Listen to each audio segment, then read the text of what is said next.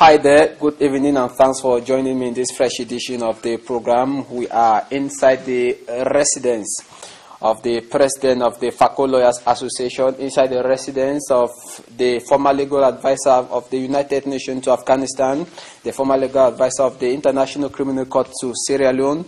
We're equally inside the residence of the president of the Outlawed Cameroon Anglophone Civil Society Consortium. He is a vice president of the African Bar in charge of Central Africa, a human rights defender. Ladies and gentlemen, my guest tonight is someone who has been at the start of the Anglophone crisis. He is a legal mind. With him, we shall be looking at the Anglophone crisis from the genesis to revelation. And with him, we shall be looking at the solutions to the political impasse rocking the two English-speaking regions of the country. Join my guest and I in a jiffy. I'll be right back.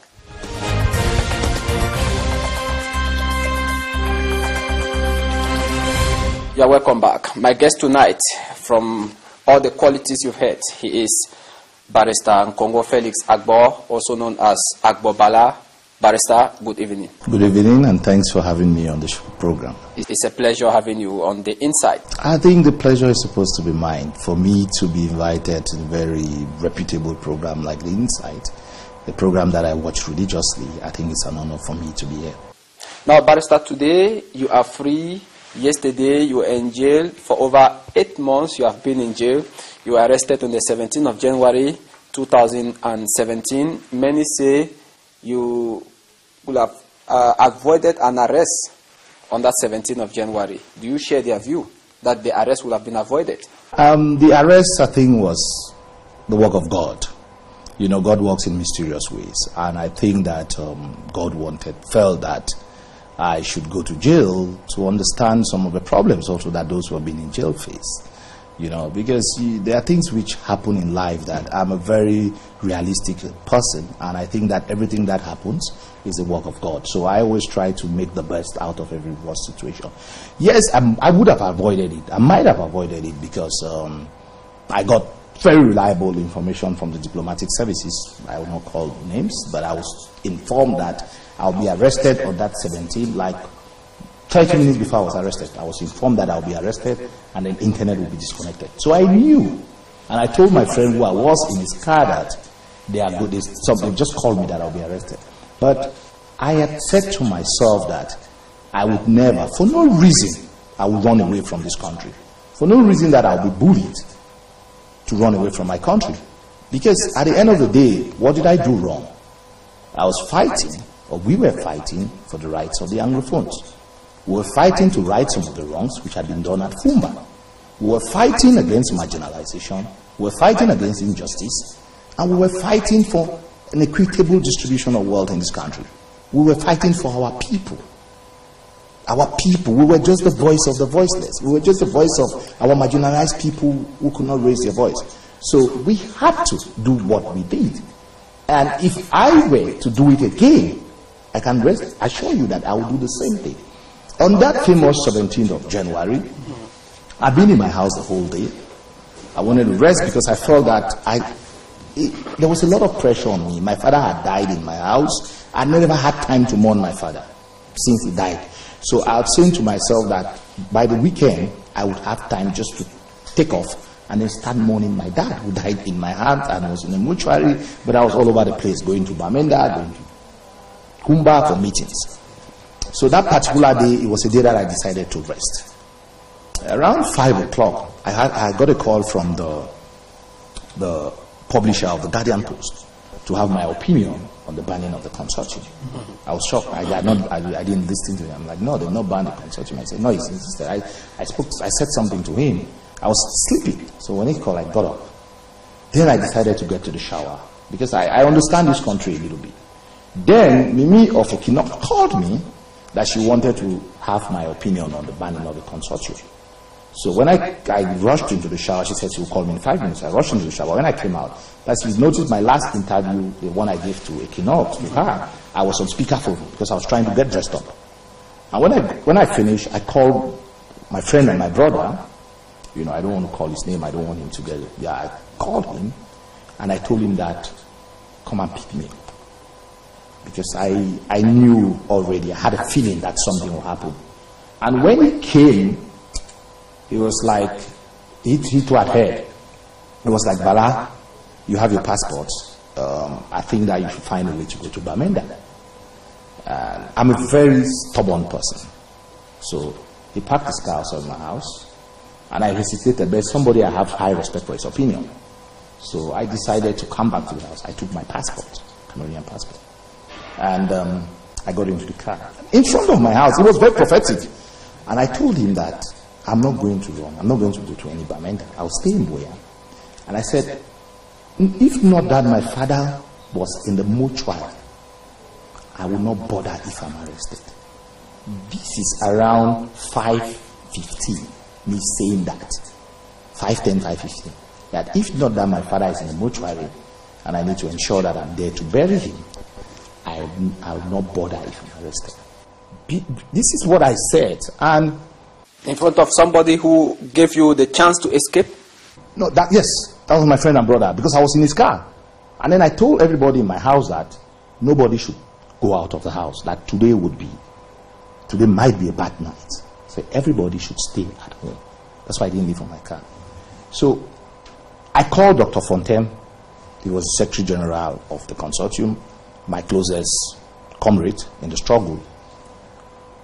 I called him several times that we had to meet to brainstorm on the banning of the consortium. Fortunately, Fontaine's phone was not reachable. So we decided to drive to his house. If Fontaine's phone was reachable, they would have arrested us in my friend's house, because we had to pick Fontaine, go to my friend's house to have a meeting just to discuss on it. So we took another road, not the usual road from the Chibok Junction. We took another road. When we were descending, I saw a police officer in plain clothes, somebody I knew, one of the commissioners. But to me, it was like, okay. I told my friend, this is commissioner, and we just drove. While descending the hill in Boluma, then somebody from the diplomatic services, one of the embassies, called me and told me that they would arrest you and they would cut off the internet. Then I told my brother that, you know what, they said they will arrest me and they'll cut the internet. But you know what, I don't really care about it. So we descended, we went to Fontaine's house. Doctor was not in the house, but he was somewhere. He too, I think he had some sentiment. He was around his house. He came towards the car, and we spoke. So we said, okay, let's go to my friend's office to have a meeting. My friend had called another of our friends who teaches in the University of Boya to join us, because these were people who were doing the background work on the consortium. Some of the nameless and faceless persons who did a wonderful job. I mean, someday I'm writing my memoir, history will have to give them the place that they deserve, because there's a lot of things going on without people knowing some of the real people who were behind the scene. So whilst we were waiting for Fontaine in my friend's car, I was supposed to meet the French ambassador on a Wednesday. So I sent a message to the contact person that I have a feeling I will not be able to go to Yaoundé for the meeting, because I cannot guarantee that my security is at stake because they banned the consortium. Radio France called me to give a statement on the banning of the consortium. And I told the lady that I'm in a car, call me in 10 minutes time, because I knew in 10 minutes time we would be in my friend's office. Then I sent a message to Amnesty International that the consortium has been banned. I feel that I'll be arrested.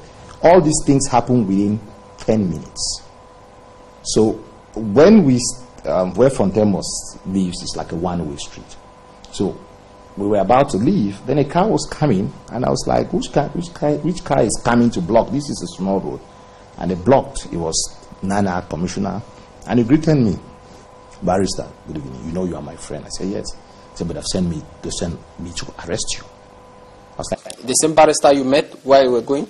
No, that was not a commissioner. I was another one. A commissioner used to be Commissioner Amoliko. So when I got to Fontaine's, around Fontaine's, it's after that I realized that all the cars around Figaro, there were police, there were security people, because there were lots of cars, and it was a ghost town day. But it didn't occur to me that it was it. So I said, okay. I said, that's fine. I was ice cold. To me, nothing was happening. So he asked me, where's Fontaine? I told him that Fontaine is not around. He said, but how?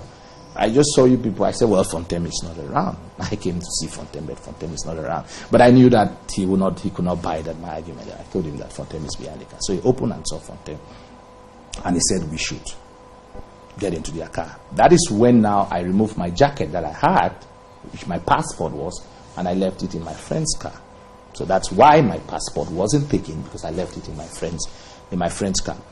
So the commissioner tells us that we are going to see the regional delegate. All of us, myself, yes, myself and Fontem, we are typical Boya children, not so? The regional delegate, Fontem stays around Santa Barbara. The regional delegate is up and not down. So rather than going up, the guy makes a left. Rather than going to right, the guy makes a left. And then, I think Fontem overhears him speaking on the phone like that, we are going beyond Mutem. Then Fontem starts agitating. Like, no, they have kidnapped me and Barrister, they have kidnapped me and Barrister. So around UB, the guys were a bit scared. So they filmed the vehicle now that they are taking us to Jamie. So then they had a backup, another guy joined our car, and then they're taking us to Jamie. So we went to Jamie. It was getting dark, 6, like after 6 a little bit. Then there were people outside there. So we came out, they changed the vehicles. Okay? They put us in another vehicle, they blocked by the right and by the left, so by the doors. And then they told us we're going to see the governor. Okay? We stayed like 10 minutes at Jamie. When they said we're going to see the governor, I knew that from Jamie you go right to see the governor. They took a left towards Small Support, Saxe, Saxenhof, Tolle, Saxenhof, and then NFOR. That became a bit worrisome, because then we knew that something bad might happen to us. So they drove us towards the Saxe Road, and then when we got to NFOR, they started going towards Douala. I got a bit scared. I mean, throughout the day, one of the guys even asked me that, why are you not scared? Why are you not worried? Why are you not agitating like that? I'm like, you've come to arrest me. Why should I agitate? I had no reason to let them feel that they had conquered me, because the whole thing is a mental thing. You can chain me physically, but you cannot chain me mentally. And I vowed to myself that nobody, my oppressor, can oppress me physically, but will never oppress me mentally. Because when they oppress you mentally, then you lose it. So on our way to Douala, I think both of us were a bit scared because it was dark. They stopped somewhere. One of them wanted to pee. I said my prayer. I told God that, you know what, if this is the end, so be it. Because it was dark, and you know that if they had to kill you, they would kill you. Then we got to Douala. It was a bit, they took us to their office in Bonanjo. Then they had to put us in a pickup. And then they cuffed us. That is when the torture, now the emotional torture was always there. That's when the real physical torture really started. They had to cuff myself and Fontem in the pickup. 4 guys were with us. Then there was a backup pickup driving with armed men. You know, you imagine the Yaoundé Douala road, the high speed, the breaking speed that they were running. So we're like, if you had an accident, perhaps it's not the accident that will kill you, but the fact that you were cuffed, you know, myself and Fontem were cuffed behind from Douala to Yaoundé. So you didn't spend a night in Boya? No, we didn't spend up to 1 hour in Boya. As they arrested us at Fontem's residence, they were going down with Fontem, created a scene, we left, came to Jamie a few minutes. So we spent like 30 minutes in Boya. Many have the impression that you spent about even more than 4 hours in Boya. That is why they even came out to block roads. By the time they came to block the roads from where we had left, we had left Boya. Yes. So we got to Douala, and I'm sure by when they were blocking the roads in Boya, we were already on our way to Yaoundé. So they cuffed us, and then we drove to Yaoundé. It was a very dangerous part of the journey, because I remember that at times, even with the wind, you know, my glasses was falling off from my eyes. I begged one of the guys to even adjust it. He refused. But after a while, they became comfortable, and he had to, because you could not even use your hands to. Yeah, we were really cuffed, and I think it affected doctor's right hand even. He had problems because of the way we were cuffed. So we got to Yaoundé. They took us to the DGRA, the external research. And then that's where they took our IDs, took a couple of documents, and then they hooded us. You know, some of the things you watch in a movie. So it was a real life situation. They had to hold us. So they drove us around the area. We didn't know where we were taking us. Or we were blindfolded. They took us to a room. They took our pressure, blood pressure, and the rest, and then they gave us something to sleep. The next morning, they got up. They hooded us again, and they took us to the set. So when we got to the set, it was like everybody was all the gentlemen. Everybody wanted to see us. Everybody wanted to talk to us. They were stunned when they saw me and front them. You know the image that probably like somebody like Chiruma had painted on TV, that these were terrorists, these were people who wanted to destabilize the country, these were people who wanted to break up. So when they saw us, they were like, you are Dr. Fontaine, you are Barrister. Yeah, so they were shocked. Then they wanted to like start questioning us. And I insisted that I would not speak to them until I have my lawyer is around.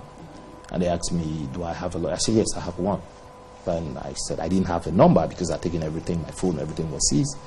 And I said, they should call me Ben Muna, Barrister Ben Muna, former bâtonnier, and somebody I've known for a long time. So they called the Muna chambers. They didn't get anybody. Then afterwards, Batonia Keremuna called. I think he saw a missed call, and he called them, and they passed him to me. So when he heard my voice, the way he exclaimed, he said, "Oh, thank God!" So I told him that I tried to speak to Niben, and he knows that Niben is my like father to me. And then he said, "Okay, I should wait. Niben would be coming." So he got to Niben, but before Niben came, a couple of lawyers of the Cameroon Bar Association, you know, like Yolande, Docas, a couple of them already came to Dijanameri to see me. They had already heard. The people in Yaoundé know when you are arrested, where they take you to. So they came, and that's where I think that we had the first picture that was taken. Somebody took a picture when I had a red T-shirt and the jeans. Yeah, that was the first picture. One of my colleagues in Yaoundé. Then members of the Fako Lawyers Association, they came in also. I think they had a delegation, came to Yaoundé, Toko and the rest. Ben Muna came, and the interrogation, it took more than 4 hours. They had all the documents that we had issued at the consortium, all the allegations against us, terrorism, secession, incitement to civil war, group rebellion, and things which to me I was torn. So then the next day, then the room, it's strange because the room that the cell that they put me and Fontaine was the cell that teachers who had spent all this time at set. Then the next day, General Elokobi and Secretary Bokam, they came and visited us. They brought BBC Manchu the next day. So they came and visited us. We had a meeting. They said, well, our rights will be respected. Then we were taken to the military tribunal, where Madame Abega read the charges against us and just said, you were charged with this, and now I was transferred to the maximum prison at Konengi Principal. That is the prison where Albert Mukong, if you read The Prisoner Without a Crime, which I read while I was in the university, I never knew that I would go there. That's where Mukong was, that's where Yondo Black was, that's where most of the coup d'etat guys in 1994 were. It's principal a prison for terrorists, alleged terrorists. All the Boko Haram guys, that's the only prison there in Yaoundé. Myself and Mancho was sent there. Then Fontaine was sent to the central prison in Kondengi. So in the synopsis, and when we got there, you know, I was in a room in my cell. We had 14 persons. 12 were alleged Boko Harams. Myself and one Anglophone, maybe, who was arrested in connection with a text message that they had sent that Boko Haram was recruiting a couple of years ago. These were students. Yeah. And the Chiruma had said on TV that they were released. They were still in jail. So he was the only Anglophone in that cell. And so I was there with 12 persons, 14 of us. And that's how my life as somebody who went. Mm-hmm. Okay, so you were not detained like other prisoners in Konengi. You were VIP because after that we saw pictures of you in another small room. You were comfortable. No, I was in the regular cell with everybody, treated like any commoner, like anybody who violated the laws of the country, for 2 months. For 2 months, and I was always protesting to hierarchy that I don't think I deserve to be in that cell. And after 2 months, they moved me. They had a VIP section in the same prison. After 2 months, they moved me to the VIP section. So that's where I spent the rest of the 6 months until I was released. But VIP or not VIP, prison is prison. The psychological and torture, the fact that your liberty is you prevented, it still has a way of playing. But notwithstanding the fact that I was in the VIP section, I think I was the only one who spent 53 days in solitary confinement. Nobody else. When they came to search and they found out I had a phone, which again I was supposed to have a phone, I was locked up. Dr. Fontaine was locked up also in his cell, and others, myself and the others in our own cell were locked up. But after a while, they removed Dr. Fontaine from the solitary confinement. But I stayed in solitary confinement for 53 days. In fact, I left even after the president signed the decree on the 30th. I was still in solitary confinement. The day I was going to court on the 31st, I was still in. So I left solitary confinement to come to Boya.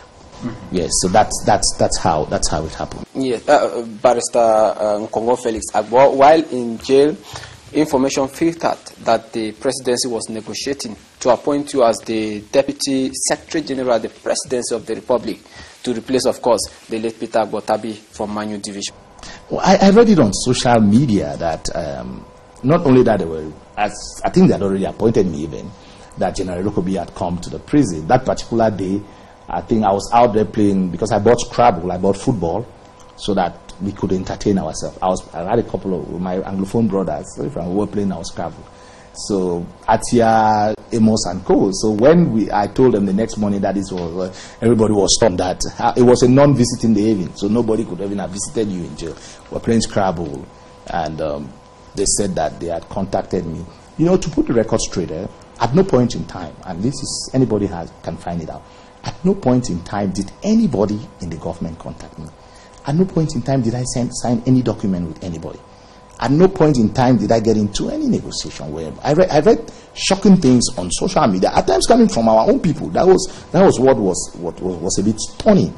I think there was a kind of character assassination. It started. Some people who, for reasons that I don't know, but I don't really bother them, because I think that overwhelmingly the Anglophone population, the Southern Cameroonians, were very supportive of us. Honestly, if you saw the way we lived in jail, especially me, you saw the number of people who came to visit me that I never knew them. It showed that we fought a good fight. It showed that we fought for the people. It showed that we defended their interests, that we worked for them. And, the people can never be fooled. And as they say, the voice of the people is the voice of God. Most of them were very supportive in all sense of the word.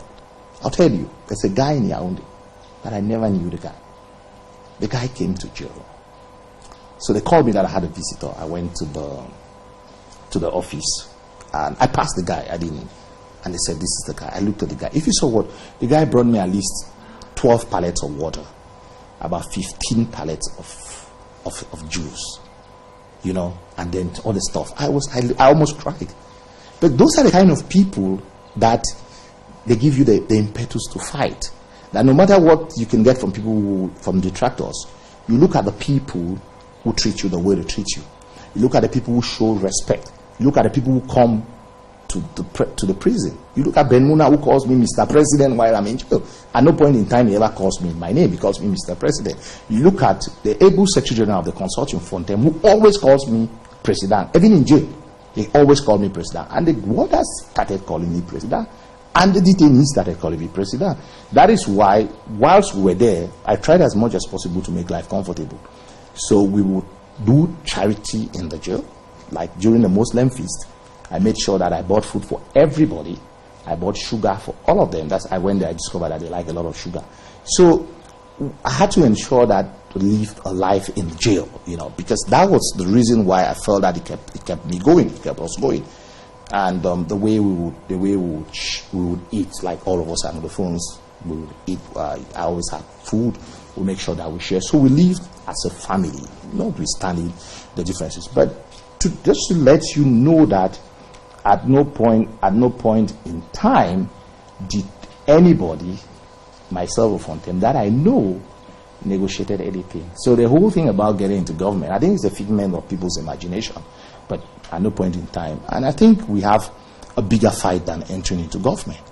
I think what we fought for is bigger than being in government. What I saw whilst I was in jail, or while as the head of the consortium, you can effect change without necessarily being in government. There was a point in time in the Southwest and Northwest, we were in effective control. We're not ministers, we're not presidents, but we were the voice of the people. And to me, that's my legacy. I want to be remembered as somebody who stood his ground, who fought for the people, who defended the interests of the people. Getting into government is the least of my worry. So you mean to say all the delegations that entered into Nkondengi to talk with you, there was no such topic as you suspending the strike to have this either a huge amount of money? There was no government person talking to us. Okay, the people who came to us, the UN team in Central Africa from Gabon, you know, the SRSG's representative came with the team, and we had a meeting on the way forward. Okay, human rights organization came. I mean, the UN Center for Human Rights in Yaoundé came. Other civil societies organization, a group of women from the Northwest, a group of journalists. I mean, all the friends visited us. Nobody, and that is something which, you know, when I read it on social media, it's shocking.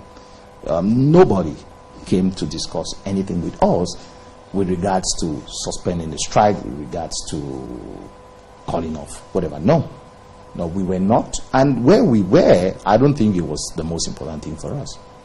Okay? That was not the most important thing for us. So when I read that, that told us to call off a strike, and somebody said we were not in a mental state, I'm sure in jail we were more informed. I was more informed than lots of people were outside, because I think that even in jail, I was still in control. I was still talking to people. I knew what was going on. Okay? I mean,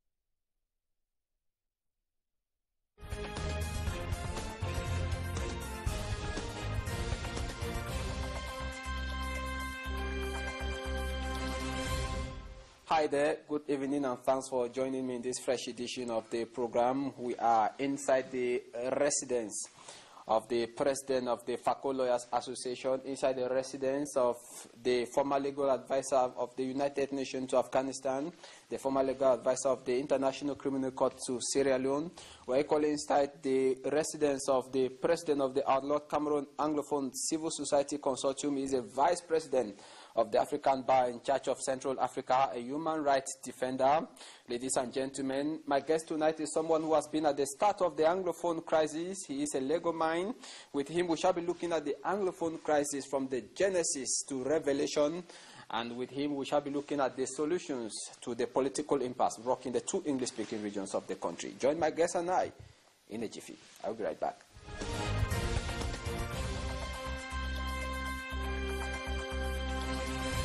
Yeah, welcome back. My guest tonight, from all the qualities you've heard, he is Barrister NKONGO Felix AGBOR, also known as AGBOR Bala.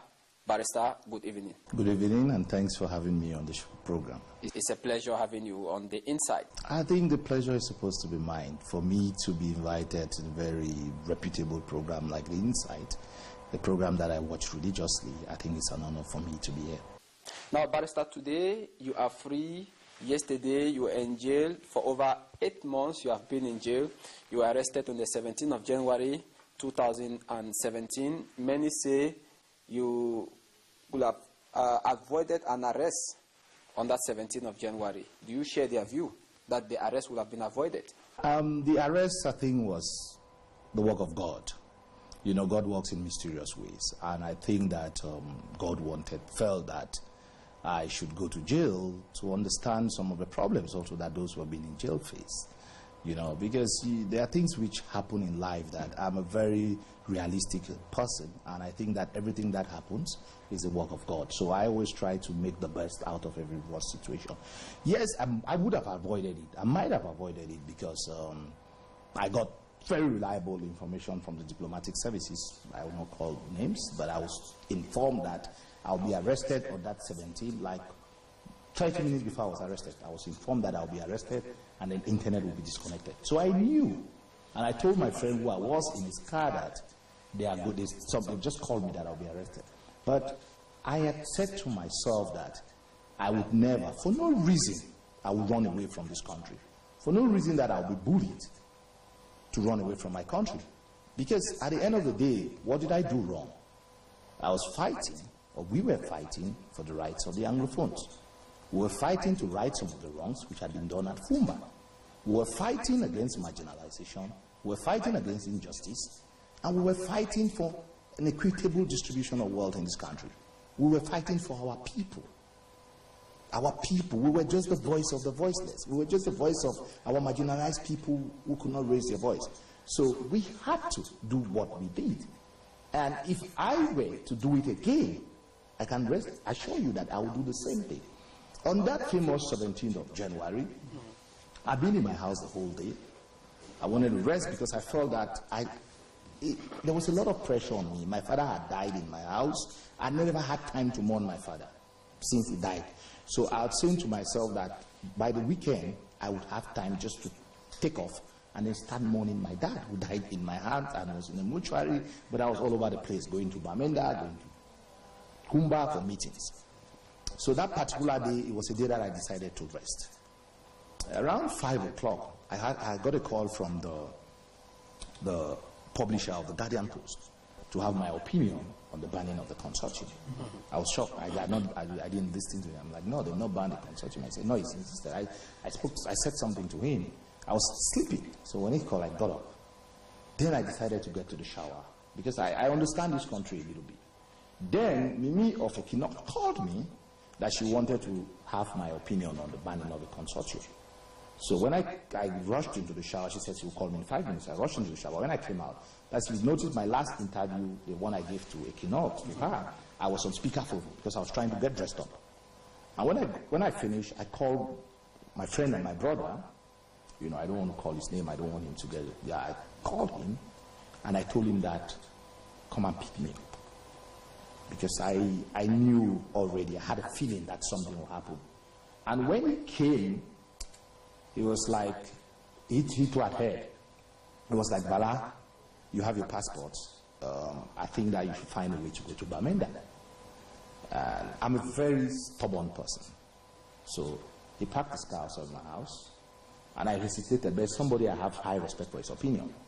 So I decided to come back to the house. I took my passport, Cameroonian passport, and I got into the car. In front of my house, it was very prophetic. And I told him that I'm not going to run. I'm not going to go to any Bamenda. I'll stay in Boya. And I said, if not that my father was in the mortuary, I will not bother if I'm arrested. This is around 5:15, me saying that. 5:10, 5:15. That if not that my father is in the mortuary and I need to ensure that I'm there to bury him, I will not bother if I'm arrested. This is what I said. And in front of the head of state signed or instructed the Secretary General of the Presidency of the Republic to sign a release asking for the liberation of Anglophones who were arrested within the context of the Anglophone crisis. Not all of them have been released. As a legal mind, how can you analyze this? Yeah, it's very unfortunate. That's why I say at times some of the people who work with the head of state, I don't really know whether they like the head of state or they want this crisis to continue. Because let's be honest, some people are feeding fat from the crisis. I mean, some people in the government, both Francophones and Anglophones, not just Francophones, they are feeding fat from it. So it's unfortunate that everybody was not released. You know, we are in a period where whatever crimes were committed, were committed within the ambit of a struggle. It wasn't a normalcy. And I don't like when people saying that they burn the flags, people did this. Things have happened, okay? Government had negotiated with Boko Haram, not so. I mean the coup d'etat guys, they were released. Those were people who committed crimes, not so. They wanted to overthrow the government. People died, they were released. I don't see why, as part of the healing process, we cannot just release everybody, you know, grant general amnesty to each and everyone who is out of the country, who cannot come to the country, to come back, because we need a broad-based dialogue to address pertinent issues. And all of them are also Cameroonians. Those who in jail, I still believe that I will fight religiously to ensure that they are released, because being in Kondengi for a day extra, it's hellish. Let's not pretend. You know, they have families, they have children, they have relatives, you know. So keeping them in jail, to me, it's not helping the state in any way. Yeah, I think they have, if they wanted to make a point, they have proved the point. We understand the whole notion about the strongman syndrome, you know, but it's high time that they release each and everyone who's in jail, so that we should focus on an inclusive dialogue. We should focus on trying to find a way out of the current quagmire that we are. But keeping them in jail doesn't help the situation. So I would urge the head of state to ensure that within each and everyone who is currently detained should be released, and also to ensure that those who are out of the country, those who are on exile, should be granted a blanket amnesty so that they should come back to the country and there's work towards it. Now, school is yet to be effective in the 2 English-speaking regions of the country. When you came out, your legal representatives in one of their releases, and at one point said the leaders were in favor for school resumption. Why do you think that, despite the call even by you for school resumption, it is still to be effective? No, let it be on record that I've never called for school. I've never made a statement with regards to school resumption. These are things which have to be put on record. I've been consulting with other leaders in the struggle. I've been consulting with Seseko, I consulted with Tassa, I consulted with others in the diaspora on how we can find a way out of this crisis, on how we can find, whilst we can still continue the struggle, but whilst ensuring that, you know, our people don't suffer a lot. So you didn't give your accord for that statement to be written on that release? Well, I mean, my lawyers have been speaking on my behalf. I mean, whilst we're in jail, the lawyers speak on your behalf, you know, but in terms of express consent, I can't remember if I gave express consent. But I think my lawyers also are Cameroonians. They want a solution. Everybody wants a solution. I think having those in the governing council, everybody hopes that we can have a solution. So if they were saying that within the grand scheme of trying to find a solution, then I don't think there's anything wrong in them saying that, because all of us want to find a solution. Are you for school resumption? Yes, and for school resumption, because someday kids will go back to school. Okay, perhaps not today. I think everybody is for school resumption. I think even the guys, the governing council, I think even Skakuf, everybody wants school resumption. The problem is when. That's the issue. That's the issue. Everybody, I think everybody knows that kids will go back to school. Everybody knows that kids going back to school is a good thing. Okay, but how do we continue the struggle, notwithstanding the fact that kids have gone back to school? How do we find, I think leadership has to re-strategize. You know, leadership has to see it and then try to come up with other means of continuing the struggle, you know, so that at least our children can go back to school, you know, whilst the struggle continues. Because the most important thing is the struggle. It's not about the kids, you understand? We need to ensure that the struggle continues. How do we continue the struggle whilst other facets of our society goes back to normal? As an Anglophones, I think our biggest commodity that we sell is our educational system.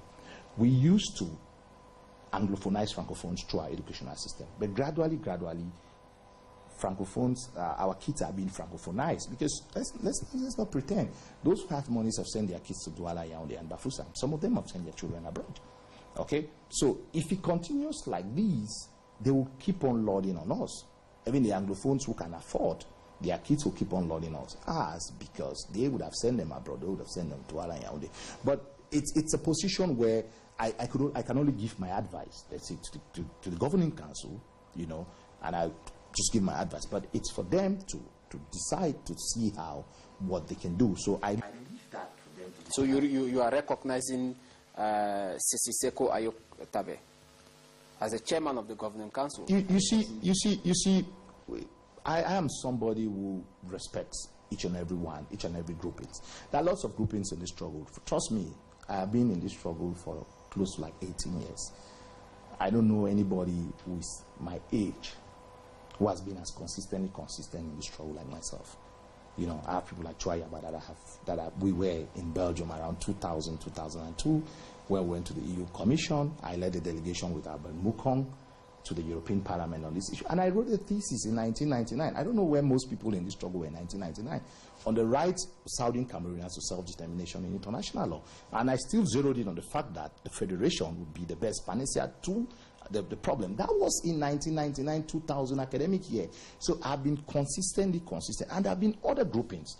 In this, my house, I've received the people of the SCNC from Fongala Sadie, and I told him my position on things. I go to Mulan Jos Itumbe's house. I had a meeting with him, Professor Katsi Anyangwe, and I told him that I understand. I have respect for each and everyone in the struggle, but to me, this is my position. And I think that they respect my position. So I will respect each and every leader in the struggle. Akwanga is there, Seseku is there, Ayaba is there, Maurice is there, Bo Herbert and Co. So all of us who are leaders, you know, would have to respect each other. That is why I find it a bit disheartening when surrogates of other groupings attack others. You know, I've told everybody or anybody who supports me that it is not helpful to attack any other leader in the struggle, because how is it beneficial to the struggle when you attack leader X? When you attack leader X, it means that his people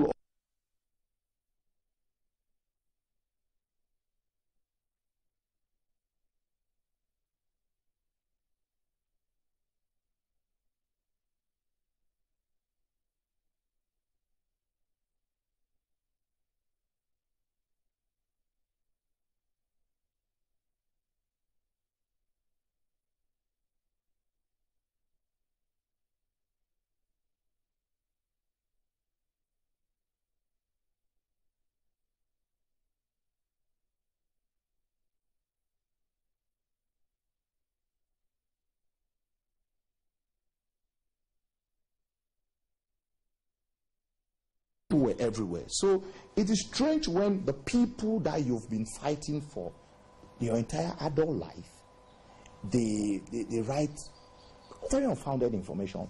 At the same time, the government is putting you under enormous pressure. Your life is in danger. But for what? Because you served your people. Because you fought for your people. Because the struggle is my life. The struggle is in my blood. I sleep and I break the Anglophone struggle. I will not pretend it. Because if you go down in the history of this struggle, the strike that started on 11th of October Anybody who is honest as a lawyer will tell you that it was my brainchild, because I was the one. I mean, the last Common Law Lawyers Conference in Kumba.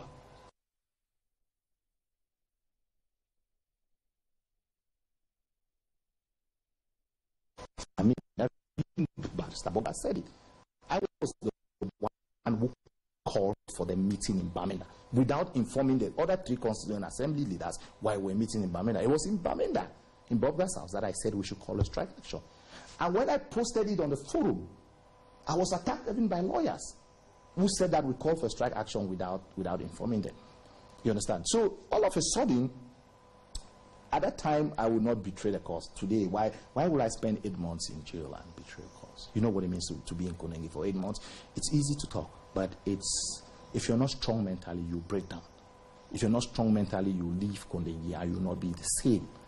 But my head, I'm stronger than the people who are trying to destroy me. I'm stronger than those who felt that taking me in Konongo, they would, in a way, they would cow me. I'm not changing my stance. I'm the same Agbobala who went to jail, and I'm the same Agbobala who left jail. Federation. Yes, I religiously believe that, you know, a federation would address the issues, and that is what we said as common law lawyers, even that in the protection of our bicultural, bilingual, and bijural system, a federal structure would best protect. How many states? Well, I mean, I'm for a 2-state federation, but I'm a Democrat also, meaning that I respect divergent opinions. You know, there are people for 10, there are people for. I am a 2-stater. If I were the one taking the decision, I would go back to the 2-state federation. But it doesn't depend on me, and I respect the opinions of those who. I've met Anglophones who have told me that no, Bala, your 2-state thing, we don't buy it. We buy 10-state. And being an exponent, a chief apostle of the argument of force and not the force of argument, I would try to convince them on the essence, the need for a 2-state. But I would respect religiously their opinion to state that they believe in a 10-state, they believe in a 4-state, they believe in a 20-state. Because we are building a society, we are building a country where divergent opinion should be the hallmark of a democracy. You know, we cannot build, you know, like Wole Soyinka said in The Swamp Dwellers, is it of any use changing one law for another?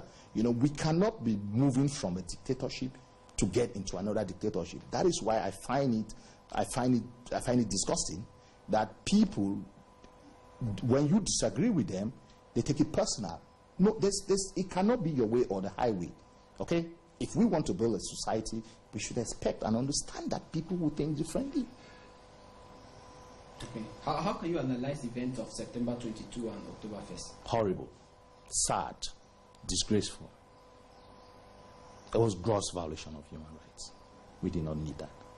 The torture, the killings, the arrests, we didn't need it. It's not a good image to the country. I don't know whoever gave the decisions. I expect people to be tried. I expect players to rule. The number of people who were arrested, the number of people who were killed. I mean, I'm not just saying that because I've been to villages. I went to Mbingo. I have videos. I have pictures. I went to Ginicom. Spoke to the victims. Their testimonies, when they tell you how they were shot, I think I almost cried. I almost cried when I went there. I went to Marfit. I saw things that happened. It was sad what happened, but we're going through a healing process. It doesn't, we need to die. We need to talk. We need to sit down. We need to go to the root causes of the problem and find a solution so that we don't get to the situation of 22nd September and 1st of October. That's why I'm praying that each and every one should be released. That is why, as president of FACLA, we created a task force headed by Barrister Ajong. As we speak, at least 200 persons have been released, with the famous 8 months pregnant Lady Sola was released also as a result of the effort of the task force of the Faco Lawyers Association. So we are working in a very holistic angle. We work with lawyers, we work with civil society, we work with everybody to see that people are released and also to find a solution to the problems we are facing as a state. Mm-hmm. If you're in favor of back to school, it looks like you're equally in favor of back to court. A call over. Faco Lawyers Association made a call over. Started last Monday. Many see this as you betraying the cause that the constituent associations of common law lawyers were supposed to meet. Those who called the strike action, they were supposed to meet, like Noella, Fakla, Mela, and Mala, to call off the strike action. You see, Mr. Hansel, I'm the president of FACLA, okay? And unfortunately, I was not in the meeting. And if a majority of the association members voted that they should go back to work, it's not about Agbor. It's not about my views. My own views are different. Okay? If you ask me, I might tell you that perhaps the timing was wrong. But the whole idea of them going back to work, it's their right. And as a leader, if your members unanimously agree, I think 92 members were in attendance. We've hardly had a meeting with 92 members. If 92 members attended, from what I was briefed, and they agreed to go back to work, you as a leader, you are a human rights activist, you are a Democrat, and we are working towards building a democratic society, you really expect that leader to come and overturn the decision of the General Assembly. These are things that we've been criticizing. Not so. We are talking about strong institutions and not strong people. So I come with the Agbor, the strong man syndrome, and I overturn a decision taken by the General Assembly. How does that place us or me within the confines of the rule of law? You understand? These are things that, because when people say, these are basic questions that we have to ask ourselves. What would I have done? Would I have overturned the decision? Yes, the 4 constituent assemblies are supposed to meet, and I still think that they should meet, because I had a meeting with the president of Mala, Madame Emilienne. I spoke to the vice president of Nuela. I spoke to the vice president of Mela. I was constant communication that there is a need for us to meet. You understand? Not only about the strike, about to assess our profession, what is happening in our profession within the Southwest and Northwest. So let us not just pick on the fact that these lawyers voted to go to work. If you were in my position and you are a Democrat, not a cosmetic Democrat, and you are an exponent of respect of the rights of others to freely vote and decide what's good for them, would you have overturned the decision? Would you have done that? And some of our colleagues who are writing some of the things, I'll give you an example. Even before I was arrested, after the Ndawara incident, one of them called me that I should call off the strike. And I said, no, I will not do it. So today, they would be writing as if Agbor is the problem. No. It's on record. And that same person who said they should call off the strike went, and Eyambe would attest to that fact. Eyambe went for a funeral of a colleague's mother in Bamenda, and they were telling him that Southwest is calling off the strike. So they too should call off the strike. Eyambe said no. Eyambe called me. I said, I'm shocked. So these are things that today, because people want to use social media to try to run others down. Okay, I'll tell you something.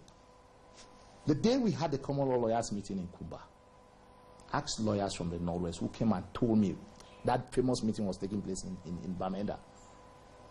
I was the one who called my comrade Tassan, that you people cannot give in when they have not addressed the problems of lawyers. It's on record. Okay? But today, born again members of the struggle, they want to destroy everybody who doesn't think like them. If you don't think like them, then you are a sellout. We have a problem in Anglophone Cameroon. We destroy our leaders. And that is something that must stop. Since the days of Chief Ayamba and Fofongala and Paluma, because these are people that I had meetings with them. When I was doing my mother's memorial in Biswaba, Chief Ayamba was there. I had meetings with Paluma and Fofongala in his house in Chico. I learned from them. During the AAC one, I was a young boy, but Bisa used to be my mentor. Chief Taku Ngwane and co. I worked tirelessly for them. From the days of the Boya Writers Club, the Anglophone Cameroon movement, I was a boy. I used to go and clean Bibi's house just to listen to Bibi. I was a disciple. And when he meets my mother in the market, he will always talk to my mother about the son that he has. You have a very intelligent guy. You know the way he speaks. He's very smart. He should just be focused. That's Bibi. So it's not today. I didn't get up in 2016. I didn't get up. I mean, you know, I've run the Center for Human Rights and Democracy. We've organized conferences on these issues. Yes, and today you are out of jail. We have been seeing you moving around. Some have termed it presidential Bala. What is Bala up to? Bala is up to doing what Bala has been doing for the past years. Bala is up to fighting for social justice. Bala is up to fighting for equality. Bala is up to fighting against marginalization, against injustice. Bala is up to fighting for his people, to protect and promote human rights, to fight for an equitable distribution of wealth, to fight for a better Cameroon for each and everyone. That's what Bala is doing. And Bala will keep on doing that until he gets into his grave. At no point in time, Bala will not be Bala. Because when Bala changes from Bala, then it's a different person. So Bala would really just do what he's doing. Because when Bala goes out and thinks about that murder, that lady in Yaoundé, we call him Mami in Pidgin, who gave me 2,000 francs in court. Say, my Pekin, you're doing a good job. When Bala goes to Alagbatu and somebody gives Bala 20,000 to buy fuel for the job you are doing. When Bala meets a lady in Bonaberi, stops and say, thank you, my Pekin. When Bala meets somebody in Yaoundé who greets him and says, you're doing a good job, it means Bala would always remain Bala. Because those are the things that matter to me. Those are the people that I'm fighting for.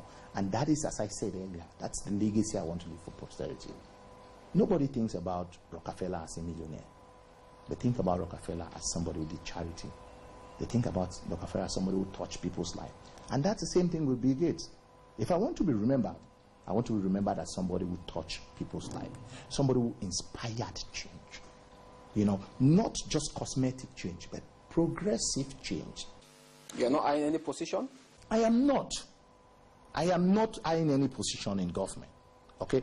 But it's within my fundamental rights, like yours, like each and every one, to aspire for something. Because it's a democratic right for you to aspire if you want to run in for elective. But if they call you today and say, Agbor Bala, you are appointed as the Deputy Secretary General of the Presidency of the Republic, or a minister.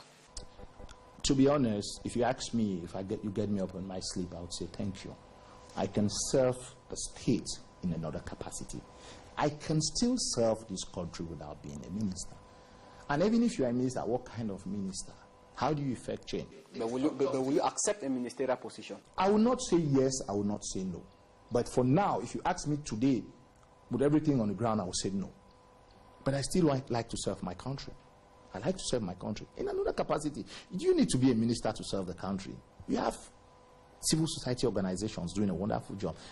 During the days of the consortium, did we need to be ministers to serve, to fight for our people? It's this lust for positioning, it's this lust to be a minister that is driving us where we are. Because everybody backstabs everybody.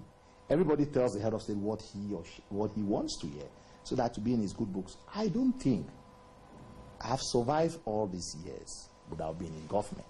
And I think I can survive for the remaining of my life without being in government. My dad used to always say, he will never expect, he's never disappointed. Okay, now Barrister Nkongo Felix AGBOR, you are in favor of back to school. You are in favor for a call over as far as the lawyer strike action is concerned. Now, why are you not joining the other elite who are on the ground to also push for this? The way you're saying that, I'm in favor. Yes, I want kids to go back to school. Whether it's tomorrow, whether it's next year, I want kids to go back to school. I'm not saying that they will go back tomorrow, okay? But I wanted to put that. I want kids to go back to school. I think that lawyers should go back to work. Whether it's today, whether it's tomorrow, they will end up going back to work, because realistically, the state of normalcy will always prevail over the state of abnormalcy. That's a fact. And when you look at the economic realities, when you look at the hardship, it's easy. It's easy. You know, they say it's easy to make art it's easy to criticize art than to make art. It's easy to criticize when somebody's in a leadership position who takes a decision. Okay, but at the end of the day, if you're there, you ask yourself lots of questions. You put everything together. Why would I not join them? Because to me, I feel it's an exercise in futility. To me, I feel that it's a waste of state resources, because the people who they have sent on the ground, they are not people, they don't have any legitimacy. They cannot find a solution. And it's not a CPDM affair, it's a state affair, meaning that if they want to talk to Anglophones, they should have Southern Cameroonians that cut across the board. They should have people of the clergy. They should have civil society. They should have lawyers. They should have members of all the facets of the society. But if you look at the list for the Southwest, it's like the normal list that goes out to campaign for the ruling party. And to me, I'm not against the whole process of dialogue. I'm against those, the caliber of people. There are people who are leading delegation who are xenophobic. We know people who have made statements against Northwesterners in the Southwest region, and then you put them to go out and try to bring peace. We know people. Tell me, in all the people, for example, the list in the Southwest, tell me any of them who've condemned government for what is happening. Tell me any of them who've spoken about the arrest of our children. Tell me any of them who stood when we were kidnapped from the Southwest and taken to Yaoundé and termed terrorists. Which of them has condemned the government for the killing of our people, for the cutting off of internet? Tell me one of them. And do you think they have legitimacy in our eyes? We always have somebody like Senator Mbela Moki who is moderate. Yes, I appreciate him for that. Call a spade a spade. I called him on and I thanked him that he's doing a wonderful job. He can do better, but at least from those who are people of the system, the systemic way that they think, it's like Fela would describe them, Fela would describe them as, zombie known in one way. That's like everybody thinks alike. You understand? They've reduced themselves to robots. If you cannot understand how at least 700 Anglophones are in detention in the Southwest and Northwest, and nobody, the head of the so-called Bilingualism Commission, who has happened to be a prime minister, a former prime minister, has never uttered a word against. We have at least 100 people who've been killed. Nobody has uttered a word to condemn it. And you send them to go and talk to us. Are you insulting us? Is it not sheer provocation? What are they taking us for? It's an insult. I will repeat it. It's an insult to us. And at the end of the day, I'm convinced that nothing would happen unless and until they have people who have the legitimacy of the Anglophones. Unless we have an all-inclusive dialogue, meaning that the people of SCACOV, the governing council, the people of the Outlawed Consortium, the clergy, the civil society, those who talk about federation, those who talk about independence, even those who talk about the unitary state, unless they sit down, unless everybody is on the table, a round table conference, a national dialogue, to have constitutional provisions which will never be changed. For example, if we have a rotational presidency between the two peoples that came together, and I insist, the two peoples, I am not into the fallacy of between the 10, no, because historically it was the Southern Cameroons, or West Cameroon and East Cameroon, that came together to form United Republic of to form the Federal Republic of Cameroon, which today, because of they bastardized everything and they changed the name, they gone back to La République, the name which was used by East Cameroon before we came together. So there is no way. Okay, if we have a rotational presidency between the two persons, we have a genuine federation in this country, and the vice president also, the second in command, if the first in command is from former East Cameroon, the second in command will be from former Southern Cameroon, and vice versa. It will make our people feel that they belong. It will make them feel that they are part of this country. And also, what is wrong in having a dual nationality for those people in the diaspora? Give it to them. You want to build an economy? Get everybody on board. They are Cameroonians. You're no more Cameroonian than another person because you have only one nationality. Grant them amnesty, grant them dual nationality. Talk about, because the diasporans, Cameroonians, Anglophones are a lot. Because of the frustration we have in the country, the marginalization, the lack of opportunities, most of our people have gone out of the country. And because of the reality living abroad, they have a second, but they are all Cameroonians at heart. So why don't you allow them to have a dual nationality? These are things. I mean, it's not like just, but these amongst others would help in finding a solution. And that is why I repeat that if we have a broad-based dialogue, a genuine dialogue, not a master-servant kind of dialogue, a dialogue where all the cards are on the table. Okay, each and every one gives it. Where even secessionists are invited? Yes. I don't call them secessionists. I mean, I think a politically correct language would say restorationists. Those who want to restore. Because everybody wants independence. Independence is a very emotional term. I'm sure when you were growing up at times, when you get frustrated and when your parents say, no, I want to have my independence. It used to happen in boarding school where Hanover was like when we got our independence. Not so. Everybody likes it. I want it. You want it. Everybody wants it. But how do we get to independence? That's where the problem lies. Okay, that's why I think that federation could be a path to self-governance. It could prepare us. It might not be in my lifetime. It could prepare us for whatever outcome. But I still think that nobody should be ostracized. Nobody should be refused the opportunity to come to the table and discuss, because you don't dialogue with necessarily friends. Huh? Okay? We're all Cameroonians. There's a situation. I mean, the Americans are talking to the people in Palestine, in the Middle East, not so in Ireland, the Irish Republic. They discuss the fact people who got arms kill people in Colombia. They are talking about finding a solution. Why can't we bring everybody on the table in Cameroon and find a solution? Okay, Barrister, before we go, the candidature of Barrister Akeremuna, can this be the solution to what many, or even you said there should be like some sort of rotation between the former East and the former West Cameroon? There are many candidates who are Anglophones. There are many candidates who will still have to announce. I am somebody who is more interested in institutions. I don't want to focus on a particular candidate, because let's wait until everybody declares. Okay, we've had Ayapor ran the last time. Kawala ran also. We are also Anglophone. Senior Batonier Barrister Keremuna will be running.